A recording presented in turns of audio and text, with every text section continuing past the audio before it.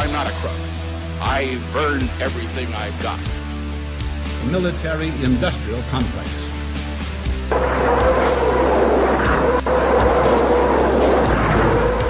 A new world order. But we are here to destroy the control over the industry of other people.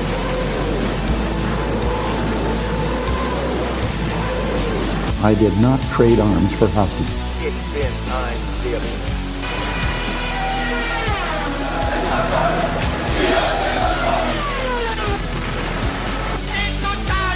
На полный разгром гнусных захватчиков. Myth20c podcast. If you're like most Americans, you've grown up on a combination of Hollywood movies and public education, which, to varying degrees of surreality, depict guns as either cartoonish props used by heroes and villains or weapons of war abstracted away by the faceless masses of soldiers of allied and enemy nations. The truth, whether it be in the criminal deciding to commit armed robbery on your home or a single mother trying to defend her home from a break-in, lies somewhere in between. To the politician, the truth does not matter, but to the average citizen, it very much does. Today we attempt to dispel some of the myth inherent in American gun culture and ask questions about the future direction of our relationship with the Second Amendment and each other. Welcome to Myth of the 20th Century. Today we have myself, Adam Smith. I'm joined by Hank Oslo. Hi. And Alex Nicholson. Howdy.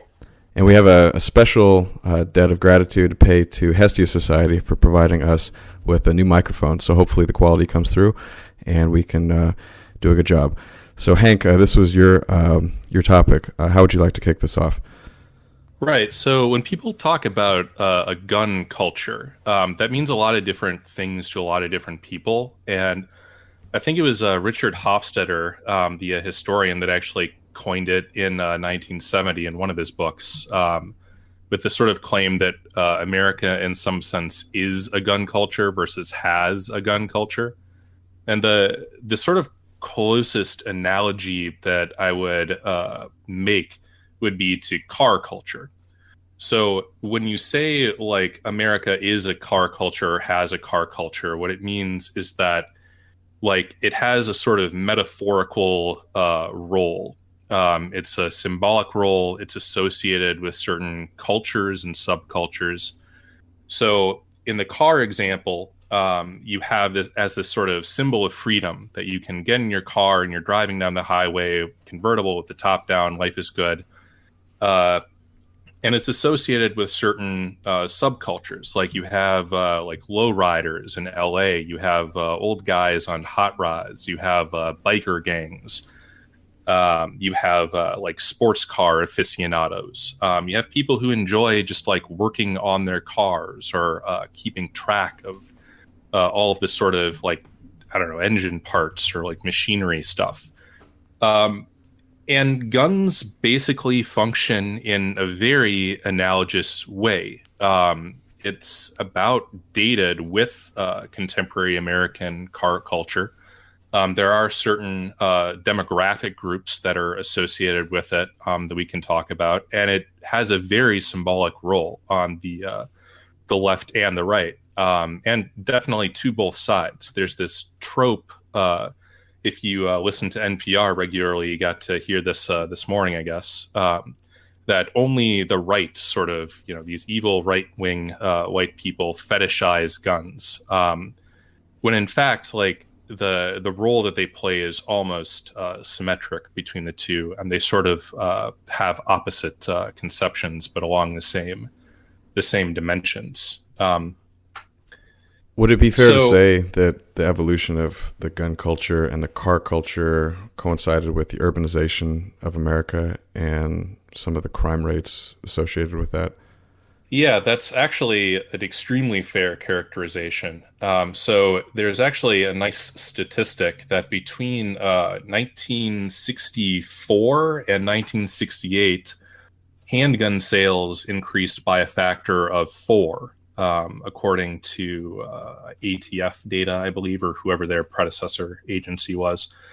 And this was very closely associated with the sort of civil disturbances, the riots that were happening in that time frame. So there's kind of this continuing thread. Like, gun culture honestly doesn't really exist as we would understand it until after 1945. And it's fairly recent. And that's partially because there was a kind of notion of ubiquity that, like, you know, any farm is going to have like a few guns out there to deal with pests, to put down cattle, to go hunting, etc. It was a much more rural country, so there's wide familiarity. Gun crime, quote unquote, was extremely low, partially because the country was also extremely homogeneous compared to today. And as all of those circumstances sort of became less true, the country became more urban, people became less familiar with them, and we became more diverse. The culture kind of became a thing. Like, this became a salient difference between sort of a lineage that some people trace back to the Scots-Irish. Let's just call it kind of a quasi-ruralite, suburbanite, kind of ethnically conservative faction, and a sort of urban, diverse and elite coalition that's very anti-gun. When was the first anti-gun legislation passed? Yeah, that's a weird one. So on the federal level, there always been, like, you know, all of these municipal ordinances and things that people like to point to as like, well, nothing is unprecedented.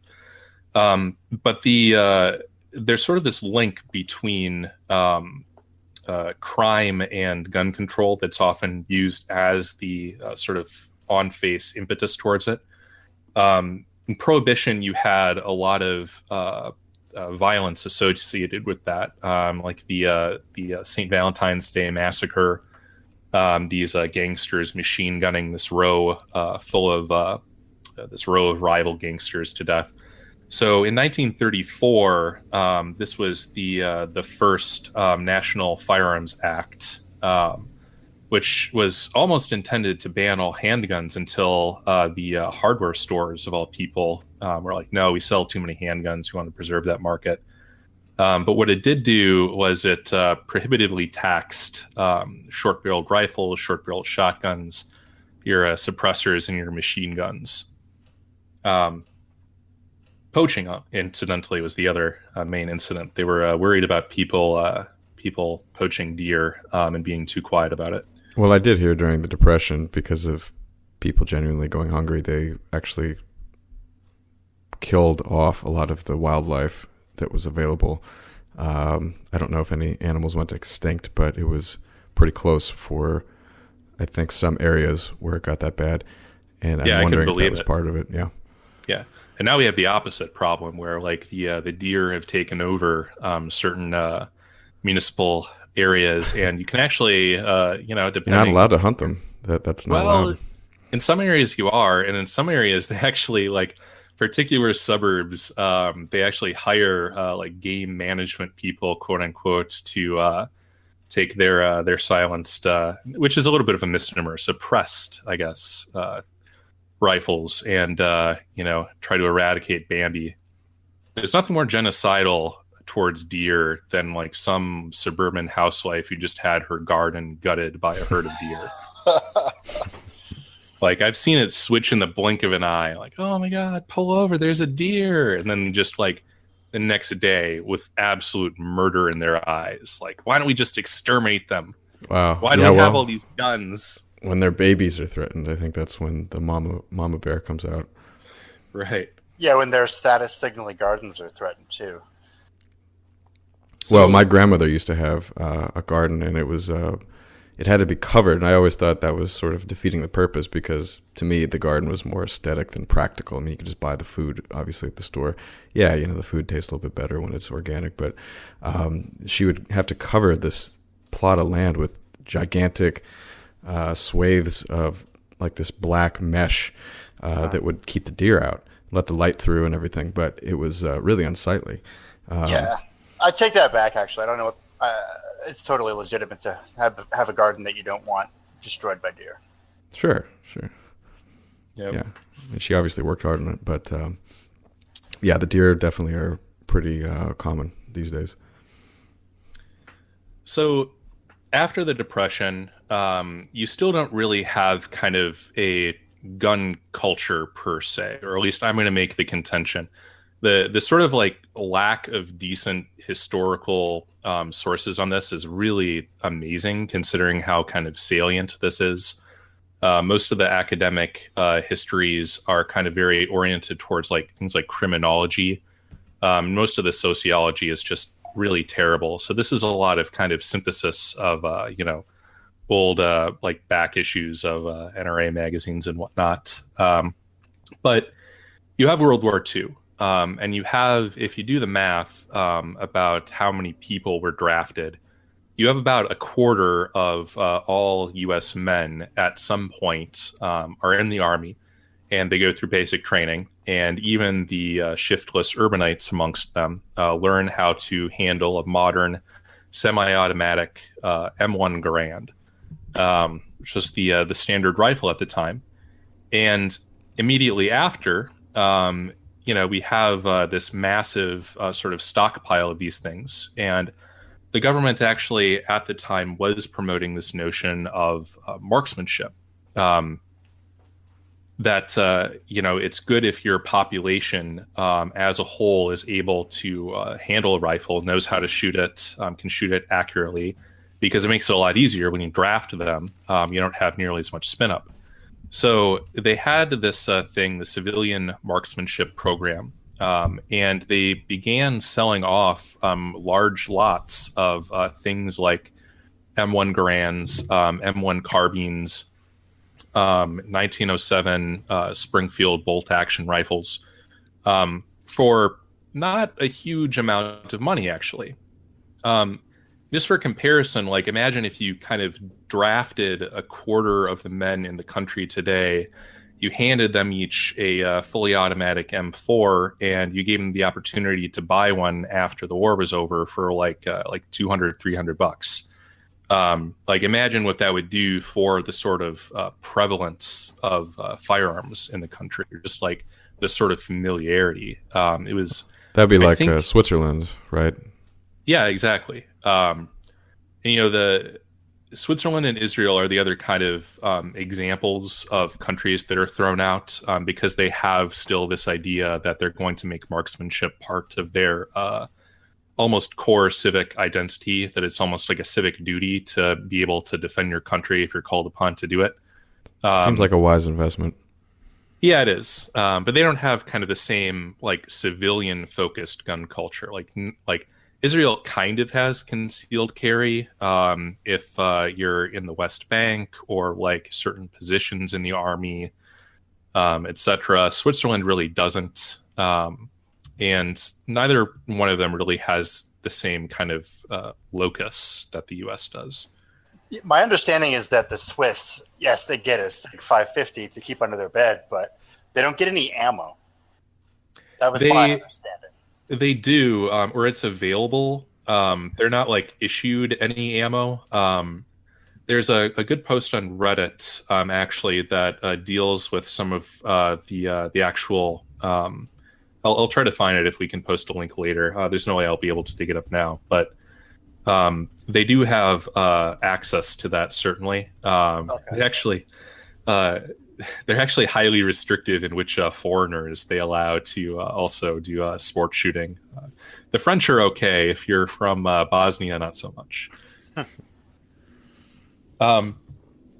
So this basically brings us up, I think, like the point at which gun culture, like if I was going to kind of point at a starting point, it would be like 1964. You have like the first major kind of riots happening in the US, and you kind of get this idea that, hey, like there's a lot of like hostile people in this area. Like you had neighborhoods that were essentially being ethnically cleansed because it was just too dangerous to live in.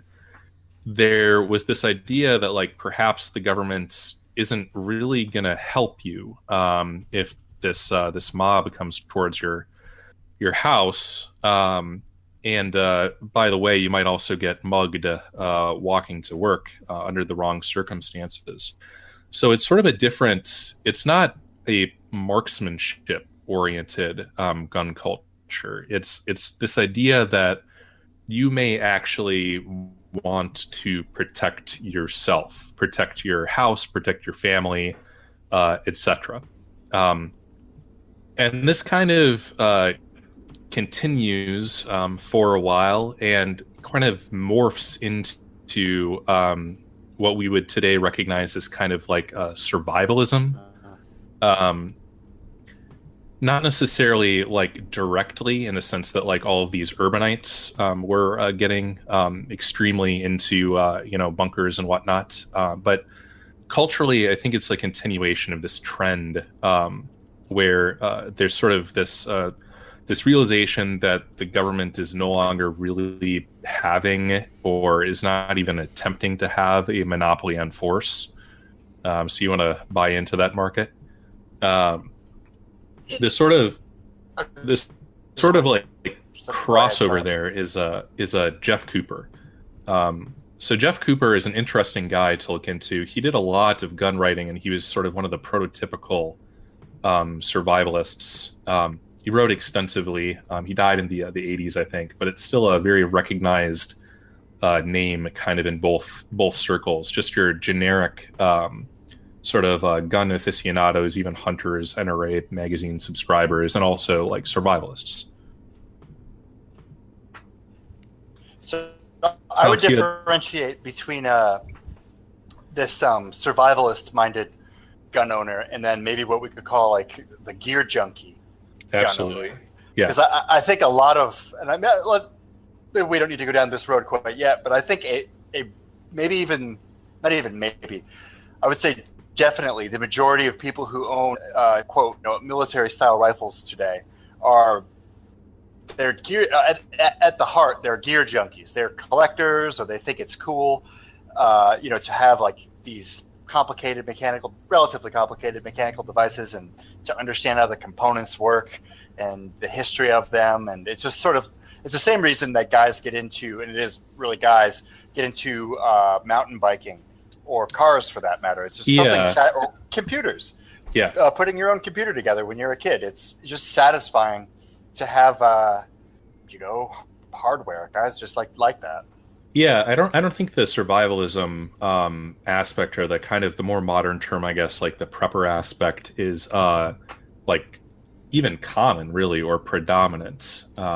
It's sort of like, yeah, you're totally right. There's a bunch of kind of competing impulses. There's like the kind of collecting aspect. There's the I see a lot actually at gun stores, the kind of, well, by gosh, like I'm American and it's my right, and I think it's about time, and like you don't really even have like a specific purpose in mind. It's just kind of a unmentionable or an unattributable desire to arm yourself. But like you were saying, like a lot, like I would guess probably 2/3 of these ARs, they don't have slings. Like you can carry it around, but you can't carry it across country. Yeah, most people assume they're going to be able to drive their vehicle wherever they need to go, which is typically the gun range these days. Well, it is called the Road War. Yeah, in the movies, yes. Sure. Would you care to venture a guess, Hank, as to what proportion of guns go to each of these different types of gun buyer categories, such as the gearhead versus the survivalist? So if you look, this is where like the statistics get a little bit complicated. There was a survey done by a combination of Harvard and the Northeastern University about the demographics of gun owners. This is really the only quasi hard data that we have that's recent. Unfortunately, there's like a massive reporting problem where if some guy calls you up, it's like, "Hi, I'm from Harvard, and I'd like to know how many guns you have." Yeah, right. Like the answer is like alternately, "Oh, they all fell in a lake," or well, 0 or 150. Like, you know, a significant portion of respondents are going to screw with them. But doesn't the I don't know if it's the ATF or FBI or whoever has this big registry, and that maybe is another topic to discuss if there is a national database of gun owners and who owns them. But there's certainly across most states a requirement to pass a background check. Right. And so that would obviously give people some data on the volume of guns being purchased. But can you correlate it with the demographics? Yeah, that's tricky. I mean, you could like maybe put on your econometrician hat and like try to do a zip code level analysis to get the demographics. I think probably the general trends in the this Harvard study are on by like in terms of like the order of stuff. So obviously, like men own many more weapons than female. The sort of number of guns that you own is power law distributed. So kind of to your point earlier, Alex, like there's a lot of retired dentists who like have like over 100 like collector pieces, half of which probably they don't even shoot. So it's totally a big collecting instinct among, like you said, it's a power law where there's a big fat right skew to the tail of the distribution where there, like you said, it's some boomer who wants to own every roller lock rifle that's ever existed or every Mauser. Right. So he'll go out and find them and pay. One of everything. Like this is the one of everything guy, and then the categorization of everything becomes increasingly fine. Well, would you say that there's another category possibly that is maybe comparable to the art collector, but maybe the gun collector, and not necessarily just for aesthetics or intrigue, but also for an investment or a store of value? Would you say that absolutely exists? Yeah. So one of the places that this happens is actually the machine gun market. So in like 30 states or so, it's legal to own a machine gun, but it essentially had to have been grandfathered and taxed as of 1986. So there's an extremely limited supply, and prices have been going parabolic. So there are a number of people who sort of, bought everything that they could at some point in the 90s when they realized this was a growth market.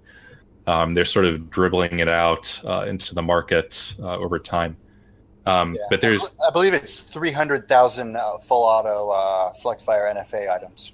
Yeah, and a large number of those are probably lost or deteriorated or destroyed, or they lost the paperwork. Like a lot of these ATF stats, they've kind of had erratic record keeping before the 90s. So there's this statistic that's bandied about that the claim is that, what's the number? How many 100 millions am I talking about here? How common are guns? So the ATF does track the number of national instant background checks. They track the number of guns that are actually sold at retail or imported for sale into the country. If you sort of add all of these together, then you do some math, and there probably are about 300 to 400 million firearms in the U.S. Now, that includes things like, your single shot 22 training rifle that's like $100. It includes your grandpa's trap gun. It includes stripped receivers that haven't actually been assembled into a working firearm. But what it doesn't include is actually it's become increasingly popular over the last 15 years or so to manufacture your own firearms at home, which you can legally do in just about every state. And, you know, there are people with Bridgeports that are milling to ARs for the equivalent of $50 in material a piece, and just kind of have a closet full of them. So it's impossible to say kind of how many like scary guns there are, or what the sort of distribution is between different types. But getting back to kind of the demographics, it's obviously a lot more common in rural areas than urban areas, suburban more than urban also. You know, the frequency increases as you move up in income because guns are expensive. Like a gun hobby can cost as much as you know, some like a gearhead hobby or like a mountain biking hobby. It's goes up with age because, you know, you need time to accumulate the assets. But it's honestly not at all counterintuitive if you go with the sort of best statistics available as far as who is likely to own at least some sort of gun. And I think to the point that the gun culture, like the gun culture in a sort of with capitalized letters, is starting in the 60s. I think that makes sense in light of the relatively small number of NFA items. I mean, so it's some number under 300,000, but we can be sure that if the NFA Act was sort of restored to its pre-86 configuration, you know, the number of select fire weapons in the United States would go to the millions within a few years, I think. Oh, so absolutely. People were not, in the 80s even, early 80s, 70s, people were not really going out and buying M16s or AK-47s, even though they could. I mean, they could pay $200. I mean, it's basically something someone, an upper middle class person, could have afforded to do. But I think at that time it would have been seen as sort of, I don't know, kind of weird maybe. Like, why do you need that? But today it would be a totally different thing. There'd be millions of people who would sign up for that. Right. So the sort of mirror aspect of and the other main turning point, because a lot of the civilian market is really focused on the civilian, like commercial gun market is really focused on concealed carry and pistols. Like just about all of the Obama gun boom was attributed to pistol sales. What you see is like the sort of South Florida cocaine bloodbaths of the early 80s that kind of morph into the crack wars nationwide. And you see a couple of main effects of this. In 1987, Florida is basically fed up with various gangsters shooting themselves in the streets over cocaine trade. And they have the nation's first shall-issue concealed carry bill, which means basically as long as you pass a background check and maybe go through some minimal training, basically you just prove yourself a upstanding member of society, you will be issued a concealed carry permit. And that sort of starts a nationwide trend. And as of right now, 43 states have at least a limited form of shall-issue concealed carry.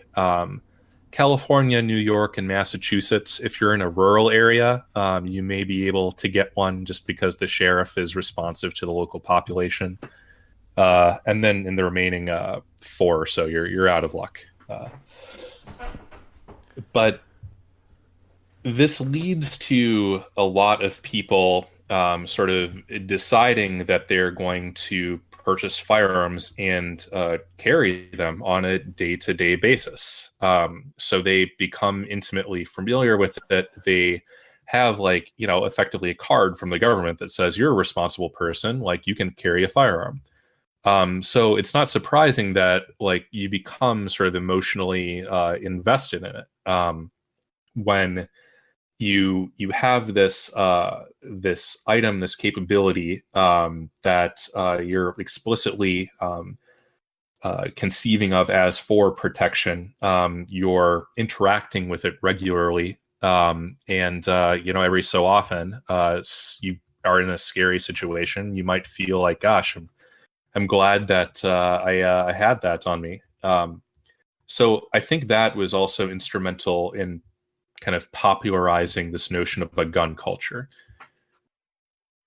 You want to talk about some of the movies that have obviously popularized this culture? Yeah, so these are like the two flip sides. We keep getting back to this dichotomy that so you have kind of the personal protection aspect, and you have the sort of the gear queer or the consumerist aspect.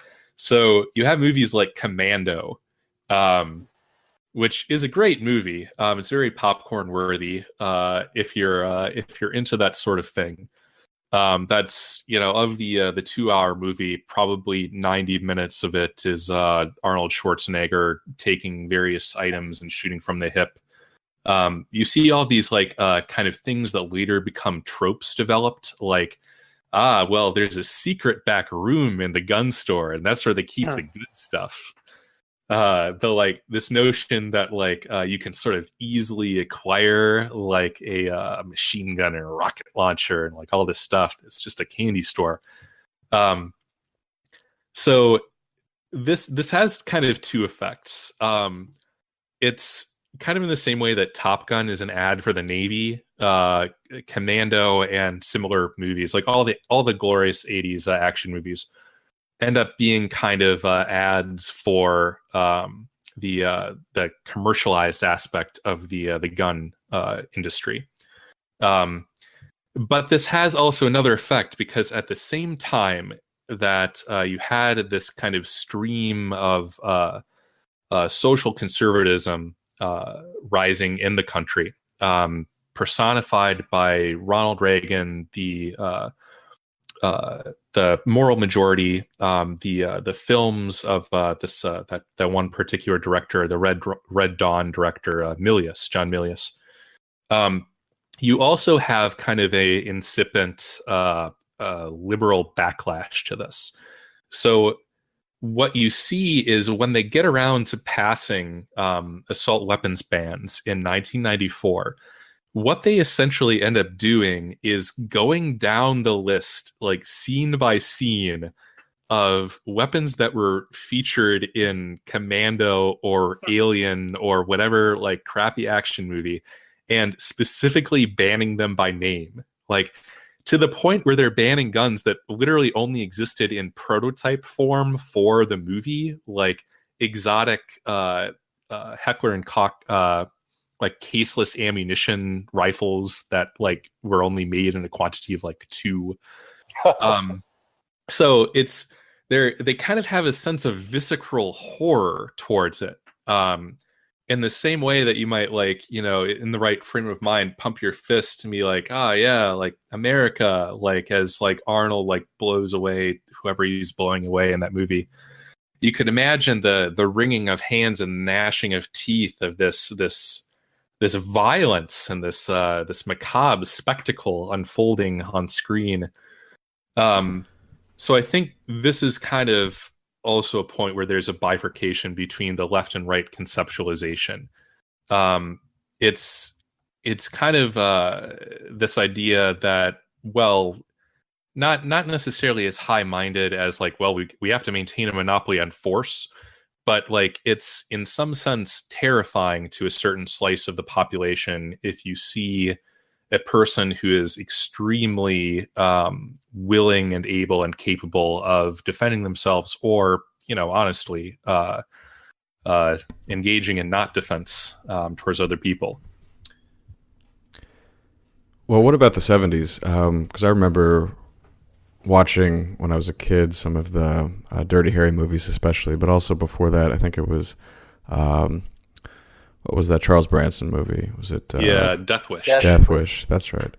Right. Where on one hand you have a policeman essentially trying to go around the corruption and red tape of his own city that prevented him from doing his job of catching criminals, and then on the other hand you have a private citizen essentially doing it, but the same problem was at at the root was that the government wasn't protecting you, and people felt like that there was a lot of injustice in their communities, and in order to protect themselves and also others, in some of the cases of both of those movies, they felt like they had to have that Second Amendment right. Yeah, and the interesting thing about those two movies specifically is that in those movies, like the gun as a metaphysical object is not really a means of self-protection. Like the famous 44 Magnum speech, I won't rattle it off, but the relevant part is, but being this is a 44 Magnum, the most powerful handgun in the world, would blow your head clean off. You got to ask yourself one question: do I feel lucky? Well, do you, punk? So it's not like, like a Harry Callahan is just minding his own business, and he's forced to defend himself. Like, the gun is a mechanism for imposing order, actually, on a unruly population, and it's exactly the same in Death Wish. Like he's mugged, I think, originally, or his apartment is broken into. His wife is raped by actually Jeff Goldblum and a couple of his friends. Oh, right, I forgot that. Yeah, he's actually listed. He's billed as freak number something. There's a variety of them. It's priceless. So I think it was like his first role. But I mean, that's just kind of the MacGuffin. Like, the point of the movie is that Charles Bronson goes onto the street and imposes order. And this is also kind of the this almost blood libel that you just want to be a vigilante. That's why you are carrying a firearm. You're just like the whole substitute dick narrative. Pardon my vulgarity. But I really don't see that as a significant motivating force, because honestly it's kind of a nightmare if you talk to anyone who's ever been in that situation, or you read about somebody for instance, George Zimmerman. The legal ramifications of firing that gun are pretty serious, and even if you are doing it in self-defense, you have to be able to prove that, and of course the jury has to then agree with you, which is always not always the same thing. So I think the 70s are kind of the 80s is when they reach apex. But the other interesting thing that happens in the 70s is the NRA is kind of an interesting organization. They start off as just kind of very basic, like marksmanship. Probably 95% of their resources, aside from their lobbying arm, are just straight up safety, Johnny's first 22 type stuff. But in 1977, the quote unquote hardline faction comes to power in the NRA, and they do subsequently cuck. So it would be a mistake to say that there's an unbroken trend. But their head at the time, whose name kind of escapes me, he was a guy, interesting guy. He had a conviction for murdering a fellow with a shotgun over some woman, overturned based on flawed jury instructions. But he was of the opinion, for instance, that you should allow derringers. His reasoning, derringers being a very small 1 or 2 shot pistol, in case children need to defend themselves, is the quote. A tiny gun for a tiny person. And this was clearly in reaction to I think the New York City basically complete handgun ban was around that time. You had the same sort of crime trends reifying themselves. So let's put the crime into perspective, if you'll. Oh, absolutely. Do you want me to just throw out some numbers here? Or would you like to Yeah. Bring up the chart. All right. So I'm looking at U.S. violent crimes per 100,000. So these are essentially the number of violent crimes, which I believe are rapes, murders. What else? Armed robbery. Maybe armed robbery, assault, maybe. I don't know. Really bad stuff per 100,000. So in 1960, it was about 170 per 100,000. And then it just goes exponential through 72 and then sort of slows down, but the rate of yearly increase slows down, but it goes up until 1991. And then it's been coming down since about 93. But I mean, we went from, to put it in perspective, in 1980, the violent crime rate was just under 600. So it went up, you know, over threefold in 20 years. And then it moved up again from 600 to 700 through the 80s. So people went from basically living in like Finland to living in like, I don't know, what's a reasonably violent state, like Georgia, modern Georgia, over the course of like 15 years, you know, in terms of the violent crime. Like they went from a relatively homogeneous, safe country where you could leave your door unlocked to, oh my God, I had to move out of, you know, Birmingham, where I'm from, or whatever city I'm from, Rochester, where I'm from, and you know, now they're plaguing me in my suburb, and I need to get a gun. Right, and let's not forget that this was not like kind of a endogenous crime surge of like everyone just sort of became marginally more violent. This was like a particular population that was through various urban planning mechanisms, population flows, etc. Like a heck of a lot of that increase is just straight up black crime. Mm-hmm. And a lot of that murder rate is like intra black, you know, for instance, like especially as you start to get into the 80s, like competition to control the drug trade. But nonetheless, like even if they're not people that are kind of from the same exact social group as you, if there's like a pile of bodies like a few miles to the south of you in Chicago, like it raises a measure of concern. Yeah, or if you're, you know, walking to work and you hear gunshots like 5 blocks away, that doesn't necessarily create a confidence.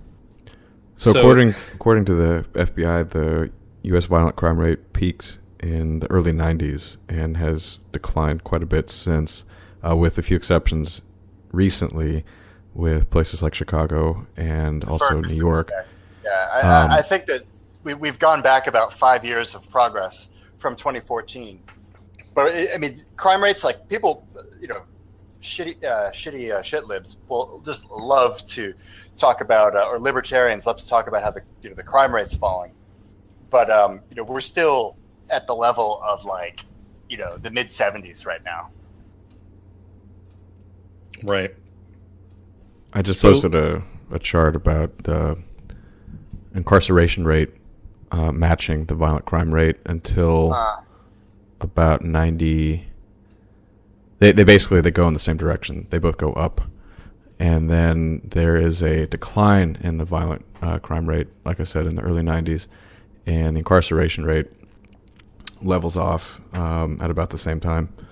So I'm curious as to what you two think about the correlation between incarceration and violent crime. Well, if you look at the chart, it basically shows that, you know, as more crime is recorded, there is more incarceration. However, there is also a drop. And so you could argue that there may have been a culling of the criminals from the population to the point where they no longer are engaged in these activities. That's a theory. Yeah, I think that's exactly what happened. Yeah, I mean, it's a really complicated thing to look at that because you have like migration flows at the same time. You have like age cohorts aging in and out. There's like a lot of trends that can happen.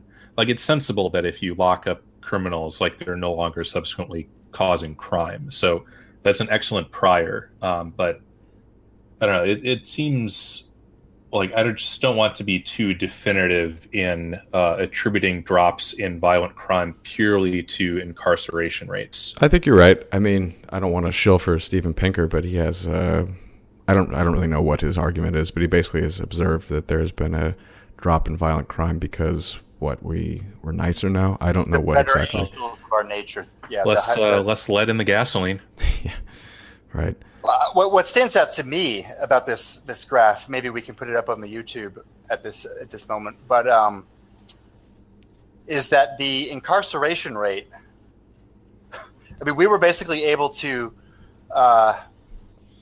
get away with a lower incarceration rate before 65 and have a lower crime rate with the policies that were in effect in 65.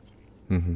And what happened in 65 was, of course, this sort of grab bag of laws that they had put in place in not just the South, but mostly the South, to sort of basically anyone who's listening to this podcast has probably heard the spiel before, but basically restrain the worst elements of black dysfunction. And the trade-off of sort of being a bit rude to black people, and I'll admit Jim Crow is not the nicest way to treat your neighbors, I suppose, but the trade-off was you get rid of Jim Crow and you have to have an incarceration rate that's fivefold higher to maintain a worse violent crime rate. And it wasn't just the end of Jim Crow. Like around that time frame, you also have LBJ and his Great Society, War on Poverty. You have a significant increase in the payoffs to the welfare system. You have a lot of public housing being constructed that later turns into like the most profitable acreage if you want to control the drug trade. So, I mean, I think the drugs are the big one too. We can't forget. Yeah, there's drugs, absolutely there's huge. There's single motherhood, there's the decline of religiosity. I mean, there's a lot of things for sure.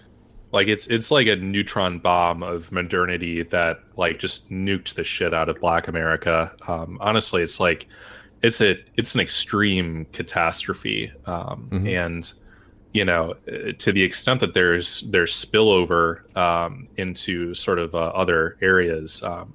That's bad, but like kind of think about how bad it is on the inside of this thing. Well, I was listening to a guy from Switzerland give an interview, and he said, and he used to work in parts of Africa as a consultant, and he would go to parts of the United States like Newark, New Jersey, and he said it's actually worse than Africa. I mean, it's not natural. I mean, there's something wrong. It looks like a war zone.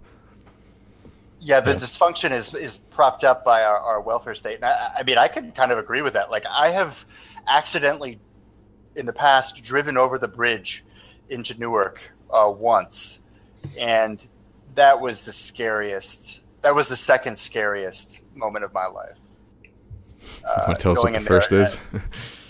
It was in Ukraine. it was in a Ukraine, war zone, actual war zone. At 2 or 3 in the morning in a taxi cab.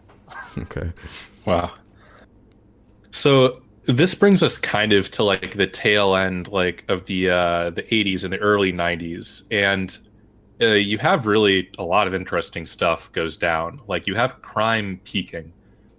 You have the Soviet Union falls, and actually a lot of surplus hardware and ammunition comes into the U.S. at bargain basement prices. Like you can find old guys hanging out at gun shows that'll give you tales of like, back in 1991, I bought a crate of SKSs for $100. Oh.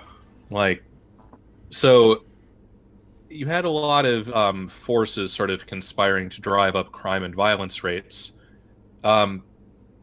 You had George H.W. Bush, who is an interesting case. There's this sort of idea that all Republicans are these very, very pro-gun people. That's absolutely not the case.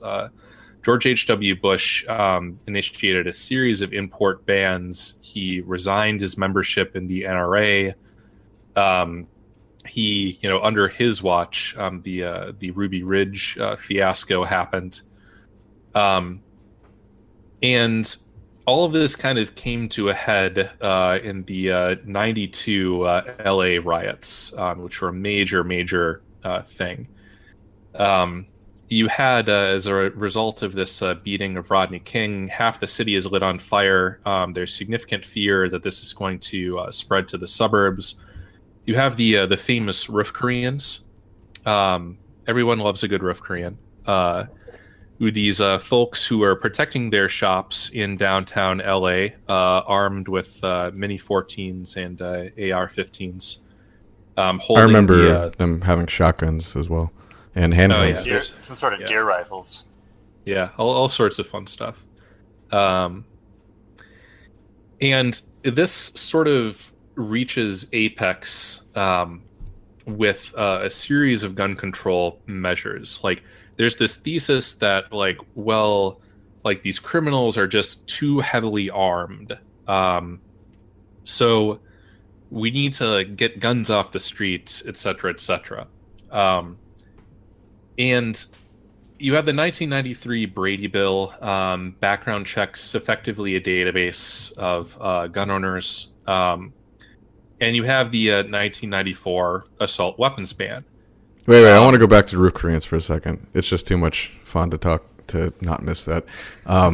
So if you watch some of the footage on YouTube, there's at least 2 good videos I've seen. One of them is basically this man who probably actually fought like in the Korean War. And he's basically just fed up with like all the rioting and the burning going on, and he's just essentially like just shooting into the wilderness or the crowds with his 45. He's just lost it. He's just gotten so frustrated with what's going on. The second one I liked was the one where they're filming this Korean store at night, and basically they have all their cars arranged in the parking lot in sort of like a phalanx, and they have the engines running. The doors are all open and interlocking, so they're kind of like a shield system, and the lights are on. And so if you're looking at this thing, you can't see anything. You're totally blinded, and the car doors are basically providing partial cover to anybody behind that so they can shoot at the attackers. And these guys were like really serious, and this was like, captured by the news. And, they were a little bit confused because, it's sort of a non-white, not so trustful of the black people rioting, which was interesting, and they couldn't quite reconcile that with the political correctness of the day. That's what was so great about it in a way. I mean, this may sound strange what I'm about to say, but like the roof Koreans were like, they were insulated from the "you're a crazy white person and you have a gun" stereotype, right? And yet they were, so that like in a way that allowed them to stand up for civilization, to sort of protect that little store, that little like outpost of civilization in this terrible black ghetto that's being destroyed by its own inhabitants. But you can imagine, like, and what do the Koreans have to do with the white cops? In LA. I mean, that just shows you how ludicrous that rioting was. What are they burning Koreatown down what for? What percentage of that police force was black too? I think LA has a pretty black police force even back then. Yeah, probably. But I mean, you see my point. It's like they're basically just stealing things. That has nothing to do with some sort of actual justified moral outrage. They're just using it as an excuse. Yeah, you can see the attitude of those people in that movie. What the hell is it called? Is it Friday, where they have the trope of the Korean store woman? She says, "Hurry up and buy." Oh yeah. So I think Menace to Society. Menace to Society or Boys in the Hood. Boys in the Hood, yeah, those are good. Yeah, so like they're basically, their attitude is, we're always being hassled by these Koreans. It's like, yeah, because you are a significant predictor of shoplifting. Like your presence is a significant predictor of shoplifting. Well, it's still a predictor. Look at Michael Brown. It actually turned out he wasn't shoplifting. He was. He's doing a drug deal or something. It's totally different. He was an entrepreneur. Right. But I don't know. I mean, I think everyone likes a good Ruth Korean, but in a way, I think it's sad. That is actually a universal. So, like, gun culture is actually extremely egalitarian. Like, if you talk to these guys, they do actually believe in basically a universal human right to self-defense. Like, you don't have to actually go very far before you hit, like, gun rights advocates who will advocate for, like, people with criminal convictions to, like, have their right to keep and bear arms restored. Because it's a natural right. You're out of prison. You might need to defend yourself. Just because you did something bad in the past, if you're that much of a risk, you should still be in prison. They love the roof Koreans. Like, if there are sort of quote-unquote responsible black gun owners They're more than happy to endorse the heck out of them. There are, significant crossovers with like the very few Jewish organizations that are pro-gun, the Pink Pistols for the gays.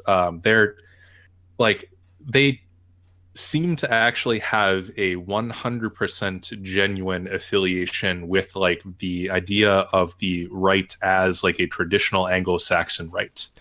I used to work in an office. It's nonetheless not restricted to Anglo-Saxons. No, I used to work in an office with a black security lady, and I talked to her one night, and she told me she lives in a neighborhood, and she's got a young son. Of course, no father around, but she's got a young son, and her neighborhood is prone to crime, and she's had a few break-ins, and she told me she got a gun. I mean, she's got to protect herself, at least in her mind. Well, and what we're about to stumble into, I think, is the work of the economist. I believe his name is John Lott. Are either of you familiar with him? No. More guns, less crime. Oh yeah. That all of those statistics sounds like a Laffer curve theory. I'm not so sure about that one. Those like figuring out. Okay, the only real thing that you need to look at if you're going to look at this sort of idea of in the abstract, do like guns contribute to crime? Like over the past since Obama was inaugurated, like people have been buying guns like crazy. The graph goes hyperbolic. It's literally like 10 times higher gun sales than when he took office. And a lot of that will probably die down a little bit. But nonetheless, like people aren't killing themselves in the streets. Like concealed carry has been expanded like massively, and you don't see people engaging in these like stereotypical Wild West shootouts. Like it's not a thing. I guess it's only about double, not 10 times the sales post Obama. But well, what was the trope about Obama? He was the best gun salesman ever. Yeah, exactly. In history. And you can actually get a really good deal right now in ammunition because everybody was worried that Hillary was going to win, so all of the distributors stocked up heavily. They're trying to reduce inventory. Buy while you can. Well, the interesting thing about Lott's work, and I really hope I'm remembering his name right, is the author of More Guns, Less Crime. And you can, if you want to just get the gist of his arguments, you can go onto YouTube and type that in, and there's plenty of lectures he's given. But what he does is he actually goes sort of further than that sort of first order correlation. He actually finds cases where there are sort of natural experiments. So basically what will happen is cities will either put in or remove concealed handgun laws, or countries like Israel will introduce, some type of concealed carry. And it does turn out that concealed carry in particular seems to lower crime. And if you really think about it, that kind of makes sense, with the black lady that Adam was referencing. So she's got some gun in her house, and if 5 million black ladies suddenly go out and buy guns and have guns in their houses, then criminals sort of pick up on that. They are vaguely aware of people getting shot more often when they break in, and it must have some sort of deterring effect. Maybe not. It must, but it could, and it seems to. Yeah, and that makes total sense to me. And yeah, most of the gun control measures that are actually proposed are just purely cosmetic. Like, your stock can't expand or contract, but like I can still have the same gun, right? It's like, yeah. You just have to make sure that stock isn't wiggly. Like, this is Canadian laws are like that. I mean, the Canadian laws. You can't have an AK, but you can have a VZ-58. Right.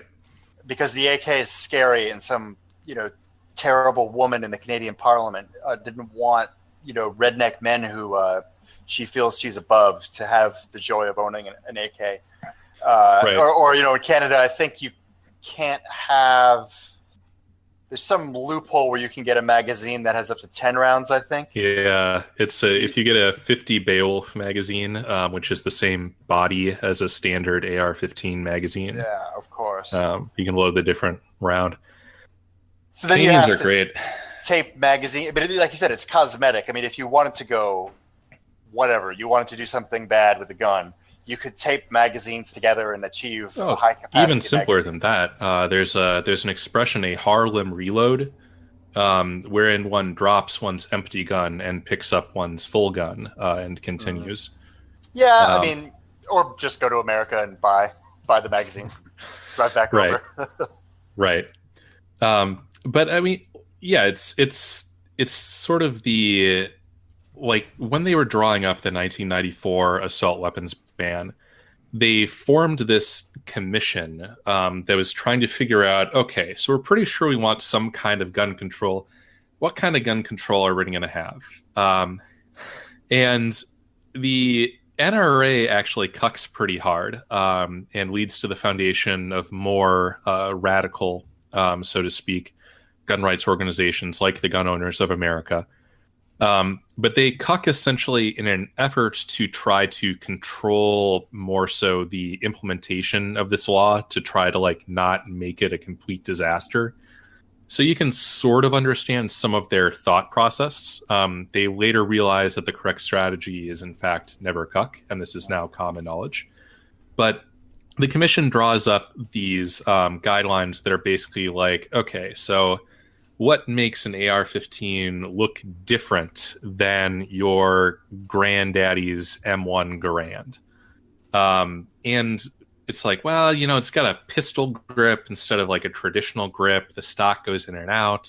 It's got this thingy on the end of the muzzle. Some of them might have a grenade launcher. So they just kind of like, you know, they might as well have said like, it's black. Like that is the distinguishing thing. Like the coloration is significantly different. And there would be tons of people talking about, well, you know, that makes a lot of sense because it's more difficult to see. So it's basically, you know, it allows people to sneak around with them so that they can commit mass murder. And brown is much safer because it pops more. It's a safety feature. Well, it's also made of wood, so that means less scary, right? Right. Hell, I would go with a pink gun if I could get select fire. Right. But it's you can see like how the symbology, because like both of these are military weapons. And in fact, like in its day, like the M1 Garand was basically the assault weapon of like the 1941 battlefield. Like no other country fielded a semi-automatic weapon like that. What made it such a deadly weapon compared to the others? Well, it was semi-auto. Everybody else was bolt action. Yeah, okay. you They had like K-98s. Well, the Soviets were doing the. What did the Soviets have early in the war? They were trying to switch to it. They had some machine guns. They had the SVT-40 that didn't really pan out for them. But as far as like an issue weapon, like all the Americans, even the cooks, you get your M1 Garand. If you don't get a Garand, you get a M1 carbine. Still which is also semi-auto. Maybe you get a Tommy gun or a Sten gun, but you have semi-auto. So this is like, you know, has certain impacts on their doctrine, whatever. And this was the gun that was famous for ejecting its clip with a loud ping noise that the enemy soldiers could use to time the reloads of the enemy. Hypothetically. Yeah, I've heard there was workarounds. Just be one of you at that occasion. Yeah, that's true too. I mean, if you think about it, these are seen as like friendly, like family heirlooms. Like you can get a curio and relic license in the vast majority of states and have one of these shipped direct from your door or to your door. You know, in comparison, like the difference between that and AR-15, like is it an order of magnitude better? Like, oh, I don't know. Well, it's a lot smaller, there's a reason too. They are smaller. Militaries have switched from like a stripper clip fed battle rifle to an assault rifle, but like you said, in order of magnitude, I don't think so. I mean, you're still pretty deadly with a 6-shot, 7-shot? 8 shot, 30-06, not too bad. Yeah. And you think about this. I mean, I'm going to go out on a limb and guess that more soldiers have been shot and killed by Mausers than any other rifle, and that's, I think, a 6-round bolt action rifle. That's what the German army carried. Probably true. Yeah, I mean, I'm thinking World War I, or I guess it wasn't the K-98, but it was a very similar sort of rifle. Whatever they used in the Gewehr 98, maybe. and the K98. You know, the German army in those two wars, that's probably the most kills of all time. So all of these aspects of rhetoric that we're discussing, that like this thing fundamentally makes no sense, you're focused on this looking scary, you're like, clearly you are the person with the fetish, you being in this case the authors of this bill, like kind of comes to a head. And after this 1994 assault weapons ban passes, you have a major shift in rhetoric.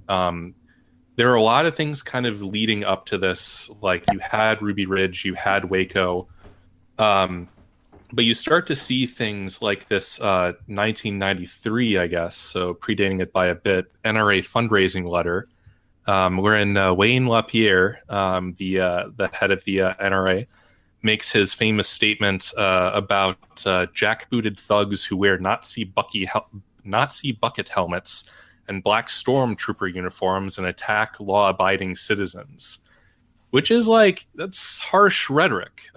You can clearly see that there's some pushback where it's like, this isn't just a bad bill. Like there's lots of bad laws out there, but there's a perception that this bill and this whole sort of progress of gun control is like fundamentally an attack on this sector of the population. Who are some of the people on the other side leading the charge for passing the bill? Oh, it's the Brady, who I forget his last name. That was his last name, wasn't it? Yeah, Brady or bill. His first name. Yeah, he was the press secretary, I believe, for Ronald Reagan. Yeah, he was shot when Hinckley, I think, tried to assassinate Reagan. With like a .22 revolver or something, or maybe that was a .22 caliber. Yeah. So, yeah, super scary. I mean, a small bullet will kill you just as dead. The .22 can kill you. So you also had people like Chuck Schumer was instrumental in passing this. How about Dianne Feinstein? Oh yeah, she was right up there. Nancy Pelosi, the whole crowd. I believe she was in Congress at the time. The Democrats. So basically, these people from California and New York trying to tell everybody else what to do. John Kasich, when he was in Congress, he provided the swing votes in whichever chamber he was in at the time. Of course, he did. So I mean, this passed with some amount of Republican support because the sort of the culture, if you will, around that side had not fully coalesced. You even saw things like Bill Ruger of Sturm Ruger and Company. He made some insipid statement to the effect that no honest man needs more than 7 rounds, which he was. What? Yeah, I know. He was going a bit. He died at some point in the mid 90s. There was a debate as to whether he was really considering the full implications of his statements at the time. It's a ludicrous statement, even if you're just purely doing sport shooting. Like, it's, if nothing else, wicked fun to try to hit 10 targets in a row, 20 targets in a row, etc. 50. I mean, get a drum. Yeah. Hey, more power to you. So, I mean, this was a very fractious time. And throughout the 90s and the early 2000s, the one concession that they were able to get was that the assault weapons ban sunsetted. It was in place for 10 years. At the end of that 10 years, it came up for a vote. It was wildly defeated because the right coalition had realized things like never cuck, build community, kind of centralize your allies, like find focal points to attack your ideological opponents. And in 2004, when this ban ends, and finally people in sort of the red America, at least, I mean, even probably a lot more states than that still, are able to get the cool features, quote unquote, on their rifles and handguns. this is when you see the AR-15 really become the totally dominant rifle platform in the civilian market. So do you want to talk about the AR-15's origins and what its design functionality is? Yeah, so the AR-15, it's the civilian version, essentially, of the M16. It was designed before the military variant was put into place. I think the first one was made in the early 60s.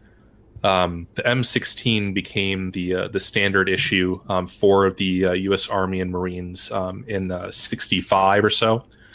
And variants of that still are standard issue. They've made substantial modifications over the year, but you can take parts from all these different models and they basically interchange.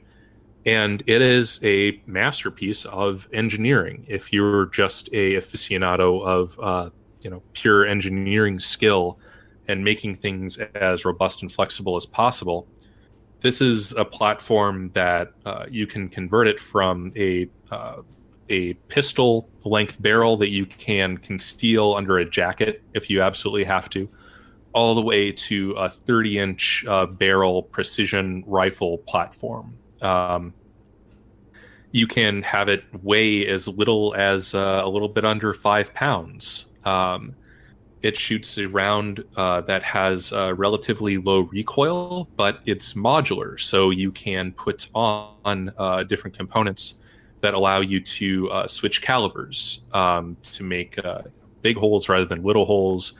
You can even get bolt action uppers that will allow you to fire 50 caliber BMG rounds through it. So it's extremely modular. It's extremely flexible. The parts are designed to be mass produced, so it's relatively inexpensive.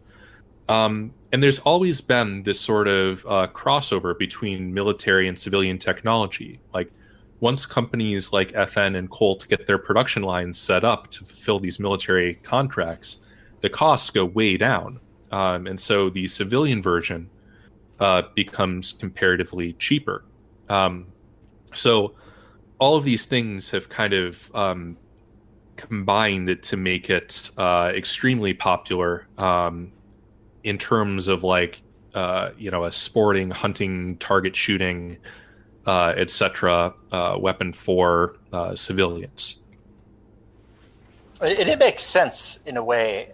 The government's going to put billions of dollars and have millions of men over the years essentially work the bugs out of this rifle platform.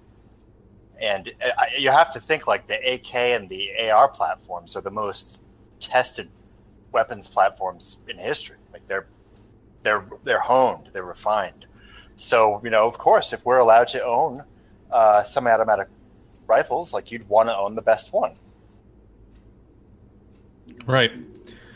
And you also have things like the end of the magazine that were also in the assault weapons bans. So you can get your standard capacity, as we say, 30 round mags, get a 50 round drum. There's even some rifles that you can get on the civilian market that are belt fed, although it's really difficult to find belt links, I'm told. And it's kind of beside the point if you're only shooting semi-automatic. But that brings us basically through Bush. Obama gets into office, and the shit sort of hits the fan. There are these panic buying cycles in 2008 and 2012. There are occasional ammo shortages. The 22 long rifle round, which is like a kind of a rabbit and squirrel and plinking, like shooting at tin cans in the wood type level round, becomes basically unavailable for like 3 years or so, at least at reasonable prices.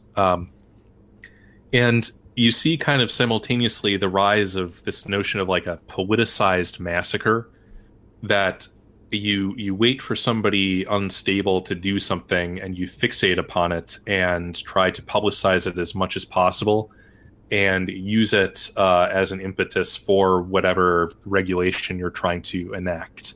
So this is where you start to see this correlation between things like the stock prices of gun and ammunition manufacturers and school shootings.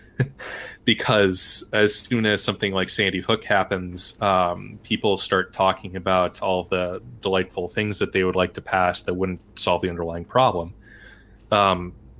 And there's fears of bans and confiscation and etc.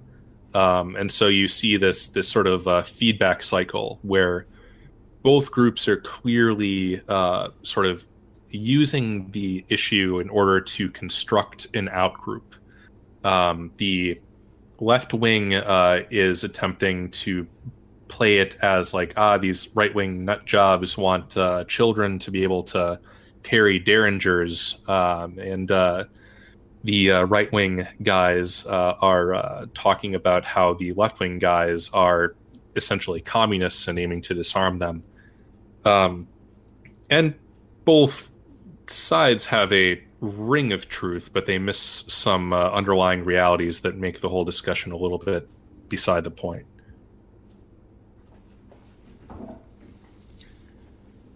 So, as of right now, you have the gun market in kind of a weird place. You have areas like California that basically pass whatever they want. They have a almost Skinner box strategy as of right now. You never quite know what inanity they're going to pass. And they're able to do so in places like California and New York, Connecticut, Massachusetts, etc. And you have places like Texas or Mississippi, where gun control is effectively completely dead as an issue.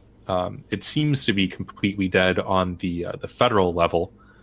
And you have both sides sort of increasingly self-segregating and attempting to sort of use it as a in-group, out-group signifier.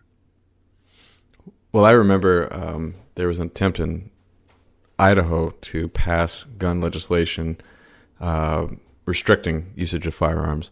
And there was a very famous walk-in to the steps, at least, of the Capitol in Boise, where I don't know how many people, but a big crowd of farmers and farmers' sons had rifles slung on their backs, walking right up to the steps of the government.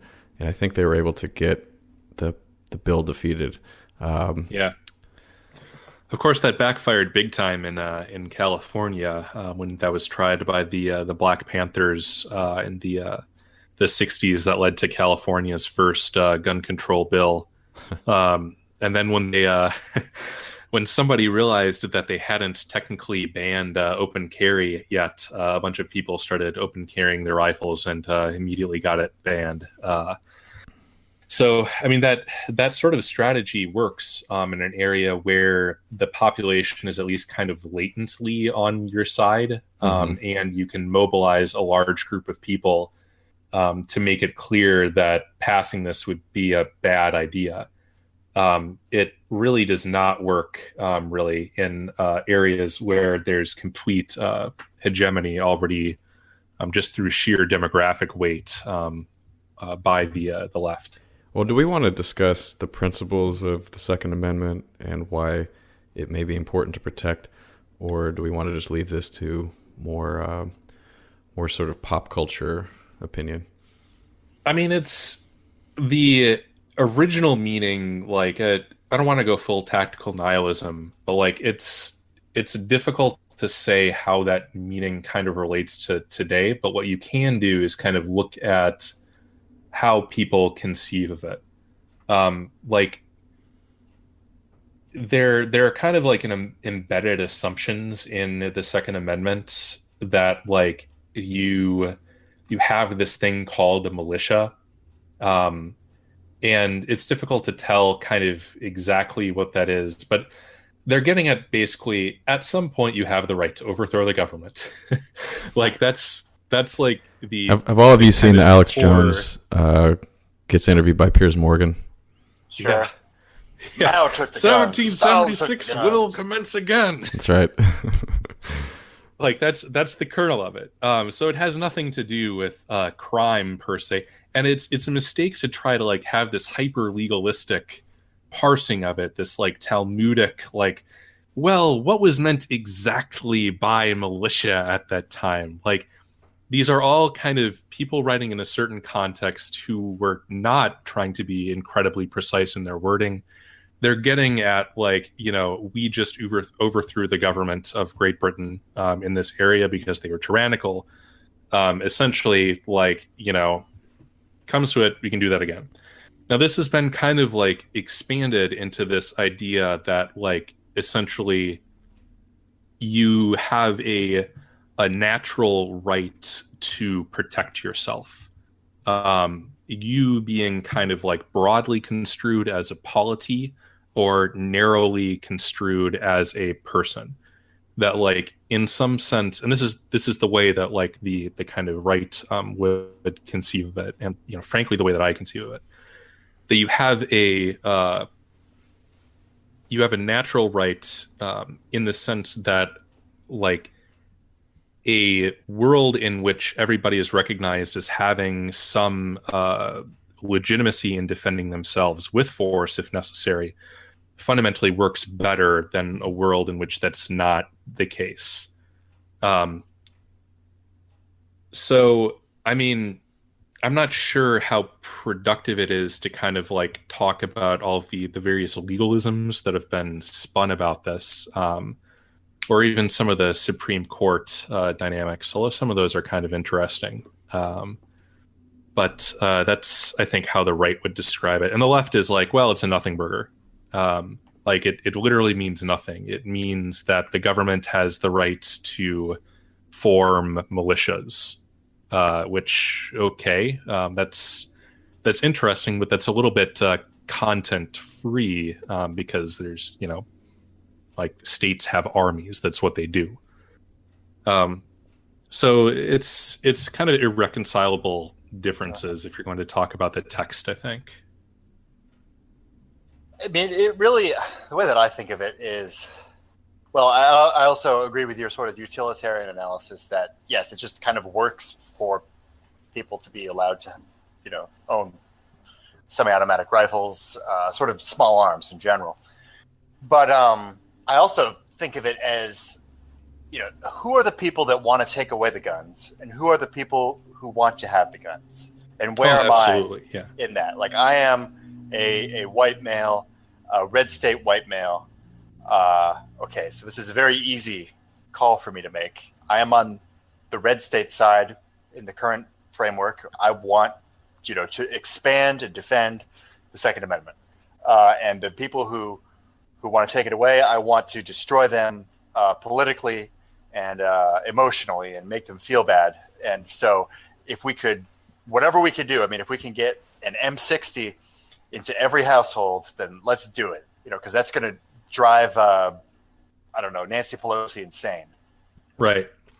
And this is like, so Scott Adams, the Dilbert guy, actually has a extremely well thought out and actually very accurate, there's statistics to support it, a thesis that essentially the right wing is in favor of guns because right wing people use their guns for protection from left wing constituencies, and left wing constituencies use their guns mostly to kill each other.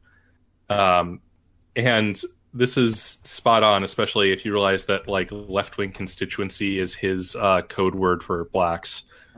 There's a nice study here by the Centers for Disease Control via Brookings. From 2011 to 2013, you have about 700 whites murdered by guns. Would anyone take care to take a guess as to what portion of those were killed by blacks? Half. No, more. It's about 3/4. Yep. Wow. So there were in that same time period about 2,000 blacks murdered by guns, and 90% of those were by blacks, other blacks. Now, and there are fivefold more whites than blacks, roughly. Right, exactly. So this is like an incredible freaking disparity. This is enormous. And there's actually an even larger disparity on the sort of converse side. So of white gun deaths, 75% of those are suicides. So this is like a lovely statistical trick that's always pulled in every conversation without fail. Whoever is on the pro-gun control side, they've morphed completely into this conceptualization of it as like gun safety, and they'll talk about gun deaths. When they talk about gun deaths, they're not actually talking about gun murders. They're including like, you know, at this point in time, unfortunately, like there's a lot of like old white guys that just one day, you know, cleaning their gun and making it look like an accident. White men they're in that situation. Have the highest suicide rate in America of any demographic, to my knowledge. Right. Even more than Asians, which are famous Steve for Taylor's doing that. Talked about that a lot lately. It's very, well, not very, but it's fairly common for middle-aged white men when they get cancer to shoot themselves. Oh yeah, don't want to be a better burden. Better than the alternative. A lot of cases. Uh-huh. Conversely, as opposed to 75% of white gun deaths being via suicide, that's 18% of black gun deaths. So if you're parsing out these numbers, basically gun crime is a exclusively, if you're talking in statistical terms, black thing. If you disaggregate black gun crime, then the US's gun crime looks like Belgium or like the Netherlands. Maybe it's spiked a little bit now that they have their own problem population. Yeah, I have a question for you. Are suicides counted as crime? Typically not, I believe. Yeah, they shouldn't be, but it'd be interesting if they were, you know, because that would really skew the statistics. Yeah, you have to bear in mind. So the CDC, the Centers for Disease Control, just tracks like deaths, and they try to attribute causes to them. So that's where you can get splits about like suicide versus homicide. The FBI tracks crimes, so I'm assuming that there's probably some crossover where like, you know, somebody is found. It's not clear exactly what happened. But the FBI typically won't be doing as much parsing of like suicides, accidental deaths, etc. Right. Well, I can tell you from my experience living where I live that the police, if they show up, which is less than half the time I've called them, arrive at the fastest about 10 minutes after I call. At the latest, they don't show up. And I'd say the median is up to about 20, 25 minutes.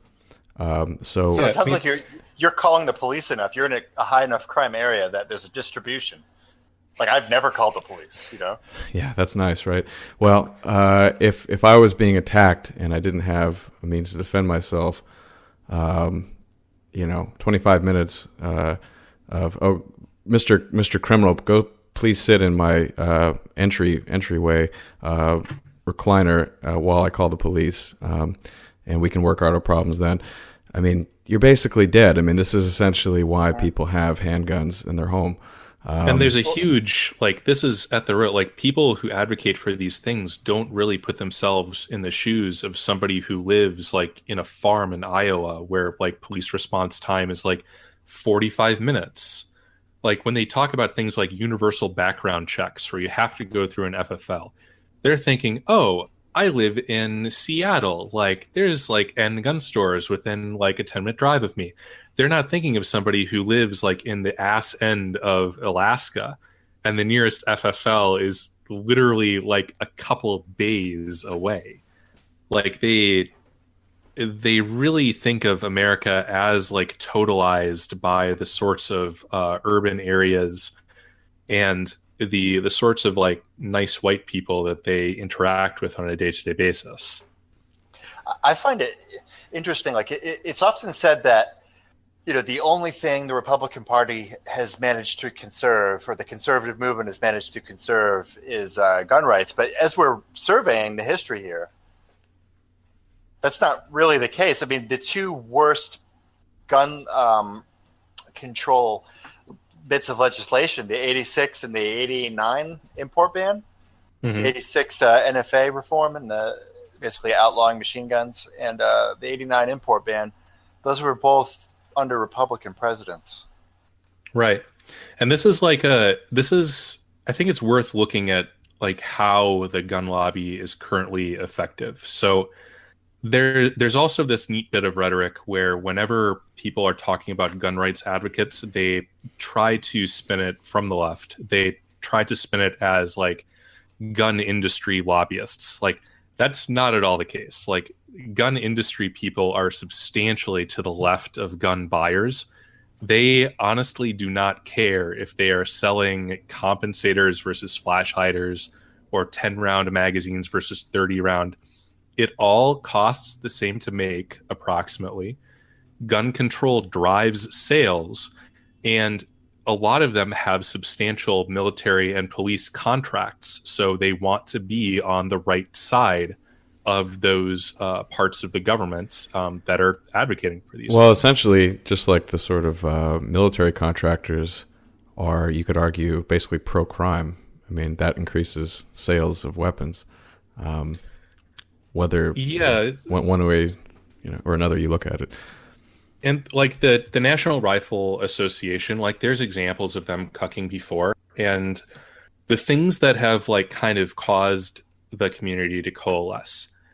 The major thing is that this is not actually primarily a community around gun rights per se.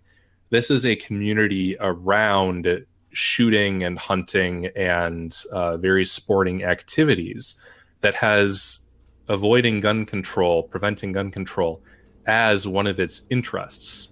So like the primary social mechanism is like the shooting club or like hunting buddies or various competitive marksmanship events.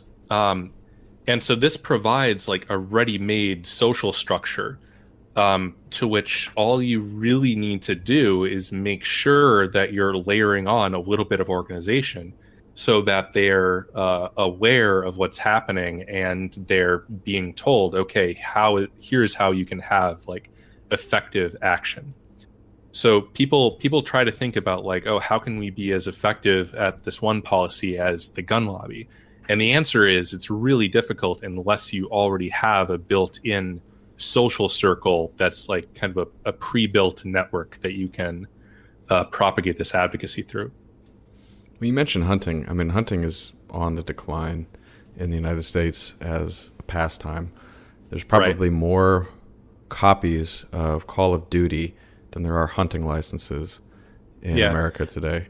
Certainly. I mean, it's part of that is the suburbanization too, but what has been exploding in population are the kind of more tactical or dynamic shooting sports. So things like a 3-gun, where you're running around trying to shoot various targets with different firearms, and it's a timed event. Or various competitive pistol things where you're trying to shoot things in like a certain sequence.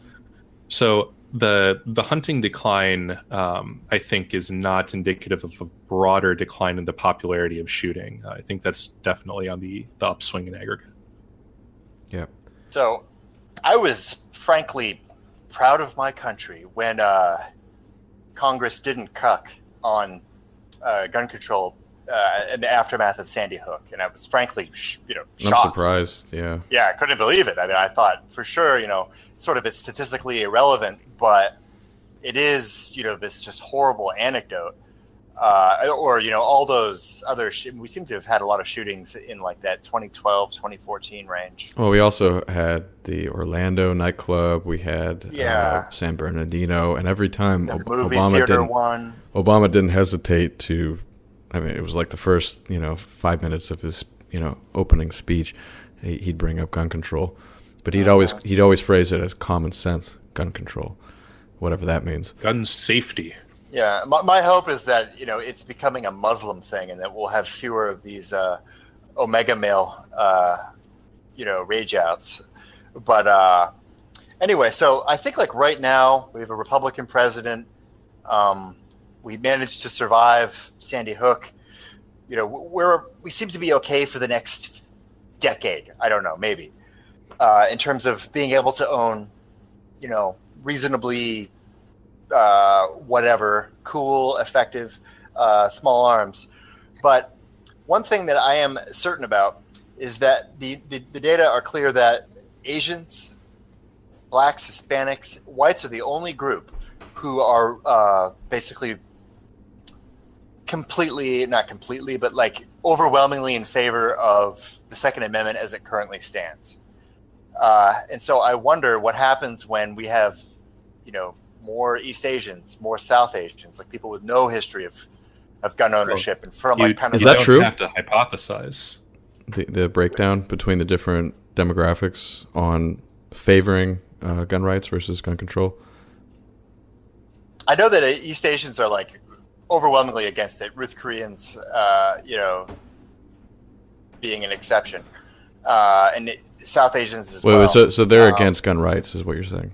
Yes, they're against gun rights. Okay. Complete. I mean, maybe that doesn't mean that you couldn't get the Asian guy at your office to go shooting with you for the novelty of it. But like if a surveyor asks him if he thinks everyone. Well, that may not always be accurate as well. But what else are you going to do? Yeah, I mean they're from countries where, they have no gun rights. It's really a European, it's an North American thing. But and same for Hispanics as well. I'm actually kind of surprised.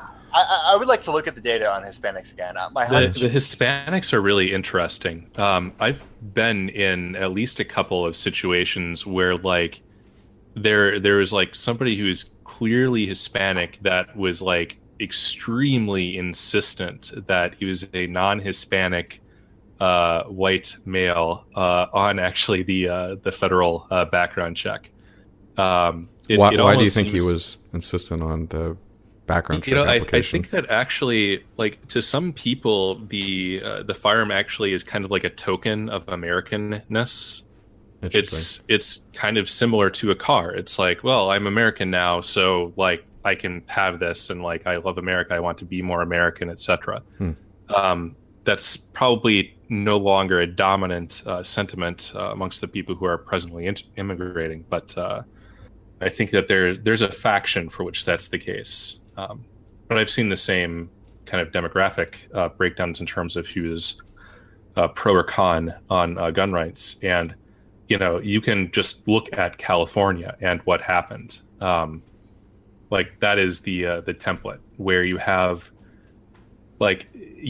increasingly onerous gun control things being pushed through Congress, but you also have, because so much of gun law is administrative, you have the actual agencies instituting regulations that impinge upon that. But simultaneously, you have people who are essentially arming themselves to the teeth, because all of these bans do end up being basically ineffective. You would have to do something that would amount to basically a civil war if you were going to try to like actively get rid of all of the guns in a particular area. And I don't think that that's really in the cards. So you might see over the next 10, 20 years in California, things being pushed kind of into this quasi-underground situation. Kind of similar to like in Balkan countries where like everybody has a Mauser buried in their backyard, even though theoretically you're not supposed to, until perhaps it stops being an issue that they think is salient or good for winning elections. But I think that demography ends up being destiny, at least on the legislative front.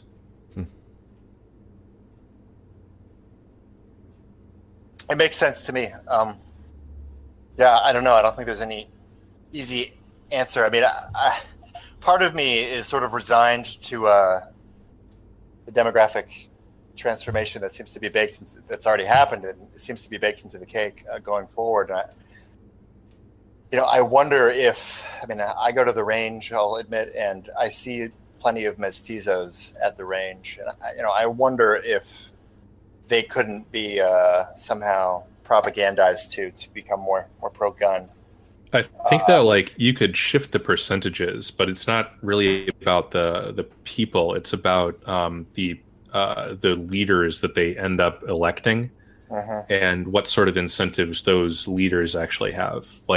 As long as it is still a easy cudgel that you can say, pass gun control because I'm really sensitive about whichever massacre, or because the right wing, that is not going to be effectively counterbalanced by Jose also enjoys shooting on the weekends.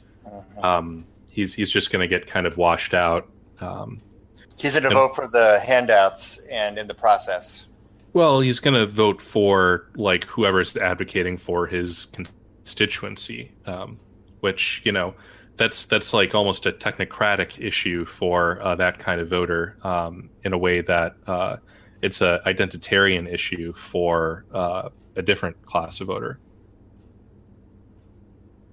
But I'm certainly not optimistic about California, but I am actually fairly optimistic that just by virtue of the sheer amount of hardware, ammunition, precursors, people with machine shops that are quite capable of manufacturing this stuff, people who have been accumulating reloading supplies for decades. This is just an extremely heavily armed country, and a properly maintained firearm will last for over 100 years.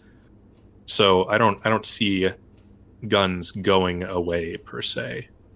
Sure. I mean, you can, especially with the advancements in sort of 3D printing type hardware. I mean, you can buy, it's totally legal online, an MP5 or a G3 blank, and then if you have the right jig, you can fold it and weld it, and you have a rifle that was good enough for the Bundeswehr. Good stuff. So I guess we're just about wrapping up. And as we wrap up, there's been this kind of ongoing discussion of groups that see gun control as a way of sort of punishing ideological enemies, or as a symbol of their ideological enemies. And I'd like to close with a quote from Mr. A. Eden, from the Jewish Daily Forward, in September 21st, 2001. While walking through the streets of Jerusalem, I feel Jewish identity is first and foremost about self-determination, and by extension, the security and power that comes with having a state. I'm quite comfortable in Israel with the sight of soldiers standing with machine guns, and the knowledge that even a fair number of civilians around me are probably packing heat.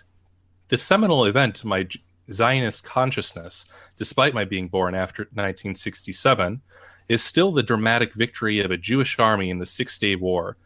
Put me in New York, however, and suddenly the National Rifle Association symbolizes this country's darkest side. It's as if my subconscious knows instinctively that the moment we land at JFK Airport, it becomes time to stash away those images of Israeli soldiers taking control of Jerusalem's old city, of Moshe Dayan standing at the Western Wall, and to replace them with the familiar photograph of Rabbi Abraham Joshua Herschel marching side by side with the Reverend Martin Luther King Jr.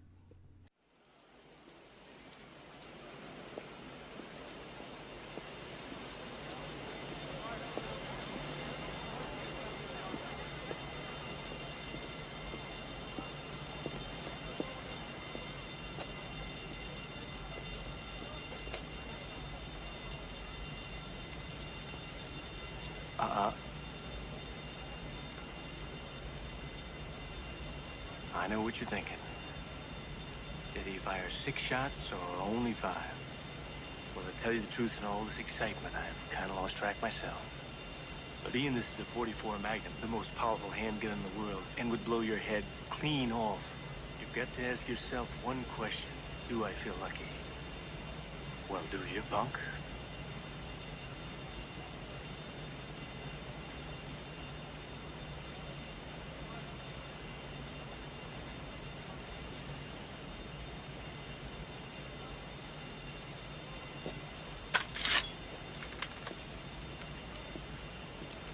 Hey.